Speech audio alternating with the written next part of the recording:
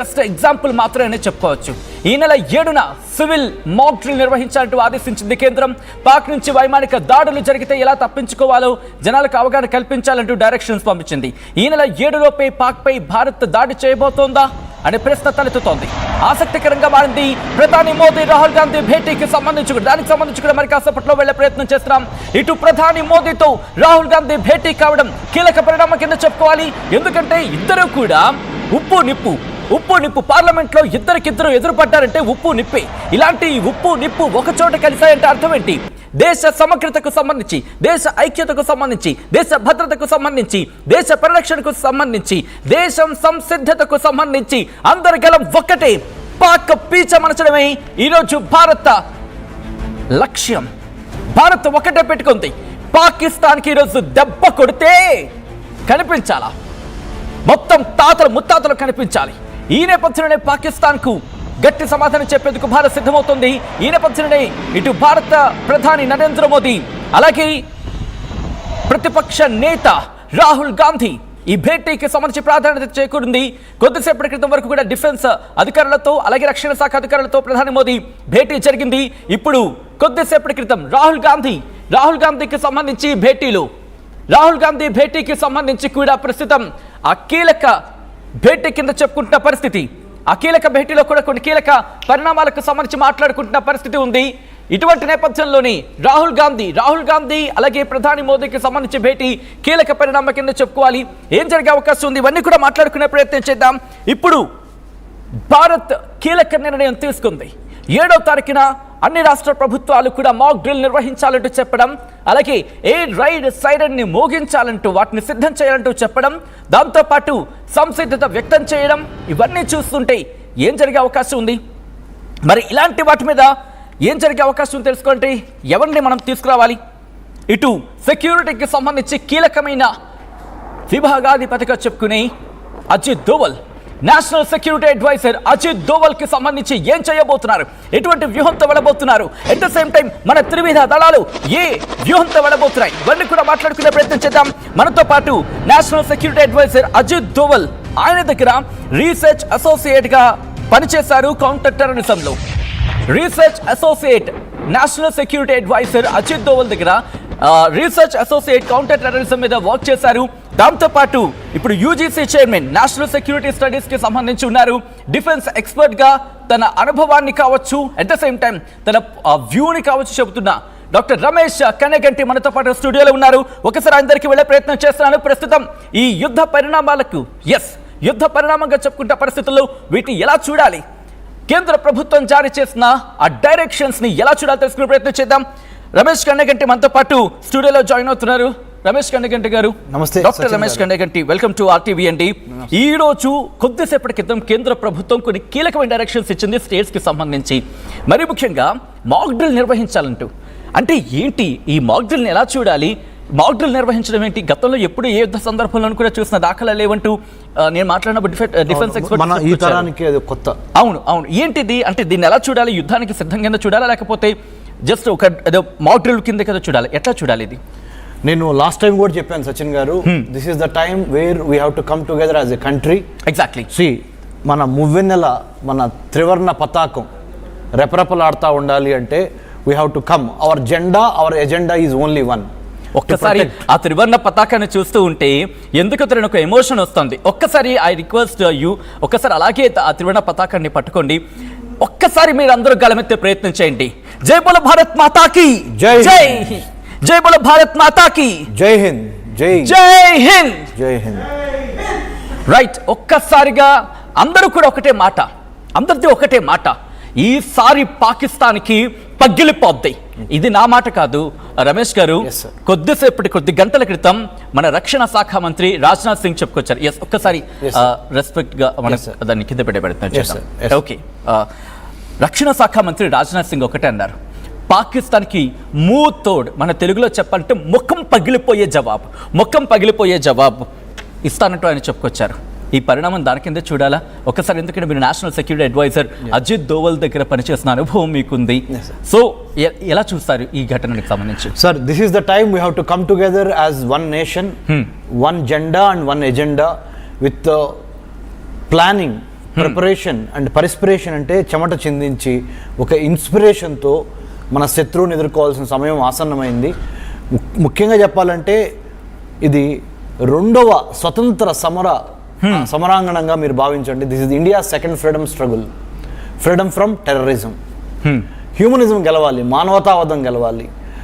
And it is definitely a war against terror. The whole universe ఈ supporting India because we are on the right side of it. నైతికంగా, రాజకీయంగా, military పరంగా, technology పరంగా అన్నిటికీ మించి మనము పరమత సహనంతోనే ఇన్నాళ్ళు ఉన్నా కానీ మనల్ని రెచ్చగొడుతున్న పాకిస్తాన్కి ఈసారి మట్టికి బుద్ధి చెప్పకుండా మనం వదలకూడదు. మన 3,323 కిలోమీటర్లు మన ల్యాండ్ బోర్డర్ని మనం కాపాడుకోవాల్సిన అవసరం ఉంది. 15,000 కిలోమీటర్లు మనకి టోటల్గా ల్యాండ్ బోర్డర్స్ ఉన్నాయి. అందుట్లో 3,323 kilometres we share our land border with Pakistan. అందుట్లో 740 kilometres of LOC line of control ఉంది, 740 కిలోమీటర్లు. అవుట్ ఆఫ్ దిస్ 3,323 కిలోమీటర్స్లో. So we have to protect our country with any cost, by any cost. Ministry of home affairs Amit Shah గారు కూడా ఇవాళ ఆ ministry of home affairs office నుంచి అన్ని రాష్ట్ర ప్రభుత్వాలకి కీలక సమాచారం అందింది ఒక 2 గంటల ముందల. ఏంటంటే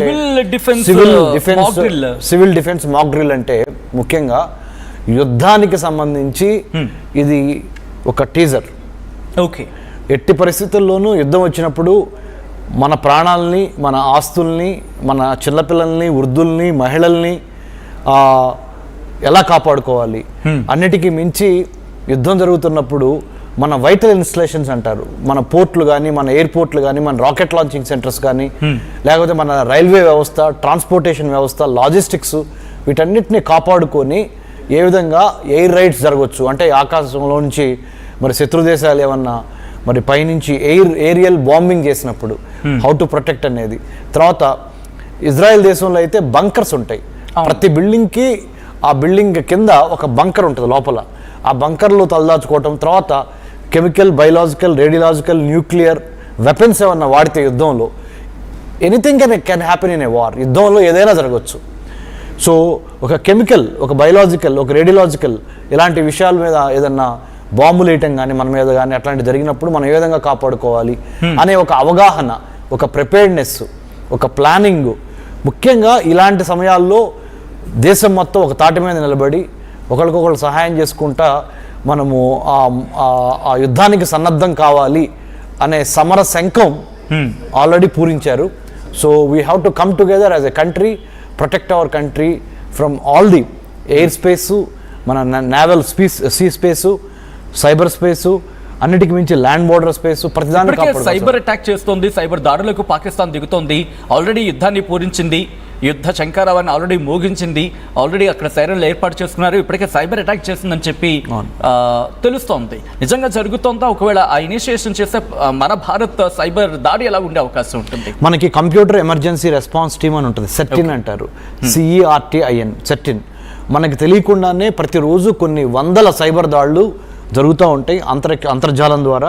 సైబర్ ఎస్పనాయిజ్ అంటారు. సైబర్ ఎస్పనాయిజ్ అంటే ఇంటర్నెట్ను ఉపయోగించుకొని జరిగే గూఢాచార్యం. దానికి సంబంధించి కూడా మన వాళ్ళు సంసిద్ధతగా ఉన్నారు. అన్నిటికీ మించి national critical information infrastructure and protection centre ఉంది, NCIIPC అంటారు. దానికి సంబంధించి కూడా మనం చాలా జాగ్రత్తగా ఉన్నాము. మన data security council of India కానీ, మన Indian cyber cell coordination centre కానీ అన్ని రకాలుగా మ్యానుఫ్యాక్చరింగ్ స్పేస్, సైబర్ స్పేసు, మన ఫిజికల్ స్పేసు, మన పొలిటికల్ స్పేసు, మన మ్యారిటైమ్ స్పేసు, పంచభూతాలని మనం గగనతలం నుంచి భూతలం వరకు మనల్ని మనం కాపాడుకోవడానికి ఆ సంసిద్ధత, ఆ ప్లానింగ్, ఆ ప్రిపరేషన్ జరుగుతుంది. We have the will, we have the skill, now we are going to for the kill. That's what. ఇక్కడ ఎయిర్ సైరన్కి సంబంధించి ఎయిర్ రైడ్ సైరన్స్ ఏర్పాటు చేయడం అర్థం అంటే ఇక్కడ వైమానిక దాడులకు దిగే అవకాశం ఉందా పాకిస్తాన్? ఎందుకంటే ఆల్రెడీ జలంతర్గాములుగా కావచ్చు, లేకపోతే ఘాజీ లాంటి ఘటనలు చూసింది, ఎల్ఓసి దగ్గర చూస్తోంది. ఈ రెండు కాదు, ఇక గగనతలంలోనే భారత్ను ఢీకొడదామనే ప్లానింగ్ ఏమైనా ఉందా? ఈ క్రమంలో ఏర్పాట్లు జరుగుతున్నా అనుకోవాలి. యుద్ధంలో ఏదైనా జరగవచ్చు కాబట్టి అన్ని రకాలుగా ప్రిపేర్ అయి ఉండటం అనేది ఈ సివిల్ డిఫెన్స్ మాక్ డ్రిల్ అనమాట. అంటే సామాన్య ప్రజలందరికీ ఇంతవరకు నాకు తెలిసి మన తరంలో మనం ఎప్పుడు యుద్ధాన్ని చూడలేదు. కార్గిల్ చూసాం మనం. అంతే. కార్గిల్ చూసాం మనం. అంతేగాని 71 బంగ్లాదేశ్ వారు మనం చూడలేదు, 65 చూడలేదు, 62 చైనాతో చూడలేదు, 48 చూడలేదు. సో మనం చూసింది ఒక 1999 కార్గిల్ వారు. అది కూడా మనకి బోర్డర్స్లో జరిగింది కాబట్టి మనకు అంత పెద్ద వాళ్ళు చొచ్చుకొచ్చారు టైగర్ హిల్స్ అక్కడ జరిగింది కాబట్టి మనకు అంత తెలియదు. ఇప్పుడు మనము ఫస్ట్ టైం 21st సెంచరీలో 2025లో అసలు యుద్ధం అనేది ఇప్పుడు వరకు మనం విన్నామే లేకపోతే సినిమాల్లో చూసామే కానీ now it's going to be a reality very soon. We have to be prepared. అస్సలు మనం భయపడాల్సిన అవసరం లేదు. దేవుడు, ధైర్యము, ఈ రెండే మన కవచాలు. ప్రభుత్వం మీద, law enforcement, Indian army, Indian navy, Indian coast guard మీద పరిపూర్ణమైన we have total confidence and trust in our law enforcement agencies, in our military forces, defense forces. They are going to protect. We also have to protect ourselves by coordinating and collaborating and following the orders given by the government of the day. ప్రభుత్వం చెప్పిన ప్రతి మాట విని సీరియస్గా తీసుకొని మనం ముందరికి వెళ్తే తప్పనిసరిగా ఈ యుద్ధంలో మనం విజయం సాధిస్తాము. ఒక్కసారి రమేష్ గారు మీరు లైన్లో ఉండండి.